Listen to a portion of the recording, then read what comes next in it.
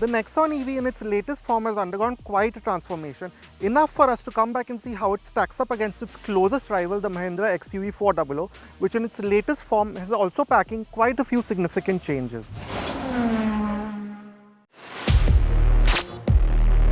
Just like the last time we drove these two EVs, we came away impressed by the presence of the Mahindra XUV400.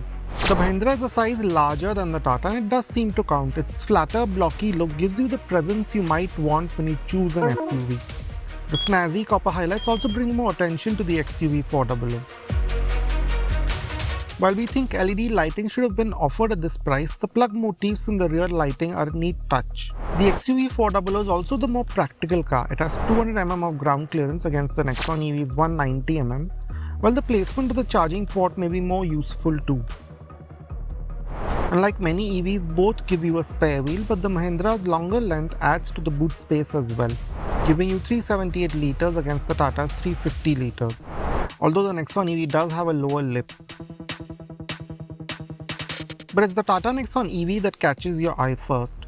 It's more than just a regular facelift, with the new bonnet and front fenders fitting in with the much sharper front. The full-width DRLs make these new Tata cars instantly recognizable and is well tempered by the fairly discreet lighting. Specific to the Nexon EV are the chrome strakes in the air dam. These extensive changes seem to gel well with the existing bodywork. The rear is again notably refreshed with the sharp theme of the front. There are some changes to the bumper too that match the front, the vertical reflectors being the most noticeable. Now the modern minimalistic theme that you saw on the outside of the Nexon EV, that's carried over on the inside too. And to start with, you now have a fully different center stack here, and really even with the last Nexon EV, we liked the play of materials and textures, and that continues here as well. So you have this really quite nice carbon fiber like finish. These vents, the new ones, in the way that they work, they're also quite hefty. So in that sense, it feels a bit more modern. It feels like the car that you want it to be at a price of over rupees 20 lakhs. And compared to this, the XUV400 feels a bit more simple. There have been changes to it also. You have a few more gloss black elements. The center stack, in the way that it's designed, it is a bit more contemporary, but this really does feel even more contemporary in that sense. And again, while the XUV400 actually does feel better made in terms of overall quality, in terms of the heft of the switch gears and some of the buttons, and especially the panel gaps, they are a bit more consistent in the Mahindra.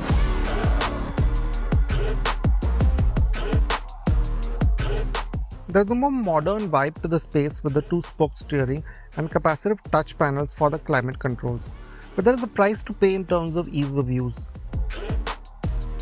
The Mahindra XUV400 on the other hand feels more traditional with its greater use of beige, a sense that continues with the more rounded surfaces, while the steering wheel, which feels almost as nice to hold as the Nexon EV, gets more traditional buttons that are easier to use on the move. A highlight in both is the rich leatherette upholstery and contrast stitching. The XUV400 is more practical on the inside too. The Nexon EV's central tunnel has been reworked. The new gear selector and switches here feel nicer to use, but you still don't get cup holders. The wireless charger is also more logically placed on the Mahindra, while there are deeper storage bins here too. The Nexon EV has a large glove box, but the Mahindra holds more things more securely in its doors. Major difference is the way the controls are. Now Mahindra has gone the old school way. There are hard tactile buttons for the new climate control function. They really are very simple to use on the move, and they are quite different. I mean, the touch panels, the capacitive ones, they look really great, especially when you shut off the car in the way that it just blanks out. But on the move, it could be a bit simpler, you know, just switching between the climate functions. Thankfully, you do have toggle switches for the main functions. But with this update, Tata now has a notable advantage over the Mahindra on the tech front, a key consideration among the quite aware buyers of these EVs. Both now get 10.25-inch driver displays, but it's the one in the Tata that is easier to use. The colors are more vibrant and it's more logically laid out, although both could do with larger fonts for key information. The XUV400 also gets a neat navigation display here, but the Nexon EV goes further by projecting Google Maps from your phone pairing here directly. The Nexon EV's advantage continues with the main central touchscreen, larger at 12.3 inches compared to the also new 10.25-inch one in the XUV400. Aside from the larger size and both employing modern widget-based home screens, the Tata screen is again the easier one to use with its sharper touch responses and more intuitive sub-menus. You also get quite a bit more connectivity like the Arcade.ev suite of streaming apps. Both also give you Alexa integration as well as wireless Android Auto and Apple CarPlay. Now both cars have gotten new color schemes on the inside. With this XUV400, it's this off-white with these really quite nice copper inserts. And in the Nexon, it's that grey and white theme with the blue sort of stitching. But it must be said that in terms of outright space, and if that's your number one priority, then look no further than the XUV400 because this is a significantly larger car than the Nexon EV. And that shows here. The wheelbase itself is 105 mm longer. And you really do notice that it's also slightly wider. So immediately you notice you have quite a bit more knee and legroom. You can tuck your feet in under the front seats in both. So yeah, in terms of space, 3 adults together fit more easily here, even though both have a central hump. Here, because of the width of the seat and just the contouring of it, the seats in the Nexon EV have been reprofiled to sort of carve out more legroom. But even with their more contoured shape, the XUV still has the edge in terms of outright comfort. So this cushioning itself feels a bit softer. You have a touch more underside support even though the bench is quite simple and flat. Even the backrest, the cushioning we found to be a bit better in this. And then of course in terms of headroom and just the sense of space, this really is a step ahead of the Nexon EV. Now in terms of amenities here, you get a center console in both cars. And now with this update, the XUV400 also gets a rear AC vents and a Type-C charger, but in the Nexon EV, considering its very strong focus on tech, you get 45-watt charging for both front and back. Both SUVs here will give you auto headlamps and wipers, wireless charging, a single pane sunroof, 60-40 split back seats and connected tech. The Mahindra also gets dual zone climate control, but the Nexon EV has quite an edge with ventilated seats, 9-speaker JBL audio with sound mode, PM 2.5 air filter, full LED lighting and a new age V2V V2L charging function. Even though both get 6 airbags, ESC, rear disc brakes, TPMS and hill hold, the Nexon EV goes further with hill descent control and a neat 360-degree camera setup with blind view monitor. Having said that, the XUV400 stopped at a shorter distance in a braking test by just over 2 meters.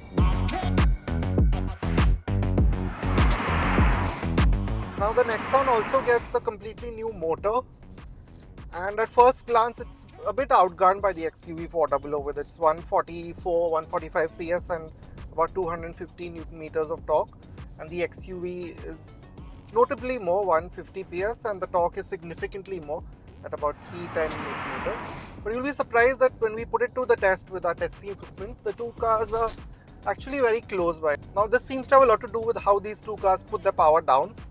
XUV400, it gives you that sense of speed. There's no eco mode like earlier, so you just have that fast, fun and fearless mode. But you also now have ESC, which is a big new addition, and that does rein in this car's performance quite a bit. It sort of makes it more manageable in that sense.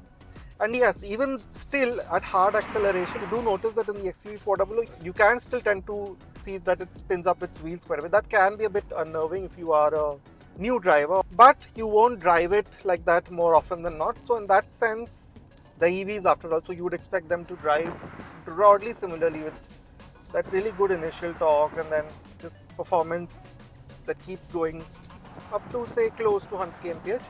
So in that sense, the XUV is better. It keeps pulling past 80, even closer to 100, at least in the higher modes. The Nexon now does not limit performance in any of the modes. It just limits responses, where the XUV, aside from limiting speed, it also limits torque in the lowest mode. Is the kind of refinement that you feel through the drivetrain. The steering is now lighter in the way that the throttle feels a bit more precise. The brakes, they are a bit more linear. In that sense, you have a greater sense of just stability, a sense of mass in the car, which really is quite reassuring. And another change with the Nexon is that they've reteamed the steering. The earlier Nexon, it had pretty heavy steering, even this EV, and that has been made lighter. So it's still not as light as the one in the XUV400, which you can pretty much twirl around very easily. So in that sense, it's better in the city. But again, now the Nexon is a more complete package. Earlier it would get pretty heavy. Broadly, it feels more cohesive to drive. Even with the braking, it tends to feel more natural. Both these SUVs are quite easy to navigate in tight traffic. The Nexon EV's more compact footprint, larger mirrors and full camera systems are useful, but the XUV400 is inherently easy to place too. You have a clearer view out and the blind spots around the A-pillars are nowhere near as intrusive as in the Tata. The Mahindra also has the more comfortable driving position. The steering angle in the Tata is not exactly suitable to all body types. Not much has changed mechanically in terms of the batteries with both cars. The Nexon EV continues with its 40.5 kWh LFP pack and the XUV400 with its 39.5 kWh NiMH chemistry. That said, the Nexon EV is now 2% more aerodynamically efficient with the design changes, and it also carries a more efficient cooling system, aside from the significance of a new motor altogether. This has led to it gaining a notable edge over the XUV400 in real-world range from the last time we tested these two EVs, despite the ARAI number being not too different. So the Tata will now give you 298 km of overall range in the real world against 267 km in the Mahindra. This difference remains largely consistent in both city and highway driving situations. The Tata's paddle-operated regen modes as well as the Eco mode help squeeze out more miles, and the cooling advantages have let it now match the effect of the L single-pedal mode in the Mahindra. For this test, we largely drove the Nexon EV in its Eco mode at level 2 regen and in the calmest fast mode for the XUV400. Although another hindrance for the Mahindra is the 90 km/h speed limit in this mode, which meant we often had to switch modes on the highway to get it closer to our testing speed, further depleting energy. The regen modes in the Nexon EV are also well judged. At level 2, it feels the closest to the engine braking effect in an ICE car. The L mode in the Mahindra is still the closest we've seen a mainstream car get to single pedal driving, which can make life easier once you get the hang of it. In its highest regen level, the Tata slows right down to a 6 km/h crawl, which is more traditional feeling.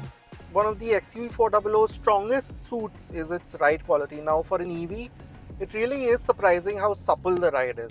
So broken patches, there's never that sort of underlying firmness that you notice in pretty much most EVs. That is very well controlled. So in that sense, it feels really quite composed over broken roads. Now the Nexon has continued to take that slightly different approach, so it's still fairly firm setup, and when the road is smooth, you don't notice it too much. You have that nice sense of solidity, that nice sense of, again, mass that I just mentioned, that is intact. But again, over rough patches, you do feel like you're being moved around a bit. Sharper speed breakers, you feel them in the cabin. So in that sense, it could be a bit more comfortable in that respect. But the flip side to that is the Nexon, it was always a pretty decent car to handle, but now with the steering being sorted out and just generally the greater linearity in the drivetrain, it's now really quite a nice car to drive. So around corners, you notice that it stays flat. Obviously it's an EV, so it stays flat. It will sort of just make you feel more engaged. It's quite predictable around bends, or even on the highway it feels quite stable. It feels not as skittish as the XUV400. The XUV400 here, you do notice quite a bit of body movement from side to side for an EV, and you also do notice vertical movements, which is not very comfortable in that sense, even if you aren't driving too hard. There's not much to choose between the two EVs in terms of charging speeds. Both can DC fast charge at up to 50 kW. The XUV is slightly quicker to get from 10 to 80% in 50 minutes, while the Nexon EV takes 56 minutes. The Mahindra is also quicker to charge via a 3.3 kW AC home charger, taking 13.5 hours against the Tata's 15 hours. But the Tata is quicker with a 7.2 kW charger that comes as standard with these top spec models, taking 6 hours against Mahindra's 6.5 hours. Priced at Rs 18.78 lakh, the Mahindra XUV400's biggest draw is its price, given the Tata Nexon EV costs Rs 20.45 lakh, both for these top-end versions. This makes it great value, helped by the purposeful enhancements that have been made inside the cabin. This bolsters its inherent strengths of comfort and space. It's now closer than ever between these two. The Tata Nexon EV is staying ahead by way of its superior efficiency, its more modern tech, and better driving characteristics.